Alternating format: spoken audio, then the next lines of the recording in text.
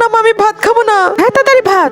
প্রতিদিন আমার ভাত খেতে ভালো লাগে না। চুপ, তাড়াতাড়ি ভাতগুলো খেয়ে শেষ করবি। এখন আমি কি করবো? এই ভাতগুলো কিভাবে শেষ করবো? ড্রাগন ফলটা এখানে বসে খেয়ে নে। আরে বাবা, ড্রাগন ফল! আমার তো জিভায় পানি এসে যাচ্ছে। এখন আমি কি করব? রোজ রোজ এই ডাল ভাত খেতে ভালো লাগে না। কাজ করি, ওর পায়ে ডাল ঢেলে দে। আরে বেটা, তুই এটা কি করলি? আমার প্যান্টটা খারাপ করে দিলি কেন? প্যান্টটা ধুয়ে আসি। শয়তান ছেলেটা আমার প্যান্ট নষ্ট করে দিল। ও আসার আগে আমি ড্রাগন ফলটা খেয়ে শেষ করে ফেলি। আরে এটা তো অনেক মজা, আমার তো খুব ভালো লাগছে। আরে ও তো চলে আসতেছে, এখন আমি কি করব? আইডিয়া। তার আগে গাইস, আজকে অন্যদের মতো কসম দেব না। এই আল্লাহর লেখাটি যদি ভালো লেগে থাকে তাহলে ভিডিওটি লাইক করে চ্যানেলটি সাবস্ক্রাইব করে দিও। কমেন্টে বলে যে আই লাভ ইউ আল্লাহ। ভাতগুলো হাত দিয়ে গোল করে ফেলি আর এর ভিতর ঢুকিয়ে দে। এর উপর দিয়ে কয়েকটা কালো জিরা ছিটিয়ে দেই। আরে এখন তো বোঝাই যাচ্ছে না এটা কি। এই শালা, যা এখান থেকে সরে যা। আর আমি চলে যাচ্ছি, এখানে তো আর আসবোই না। ওটাই খারাপ করে দিল।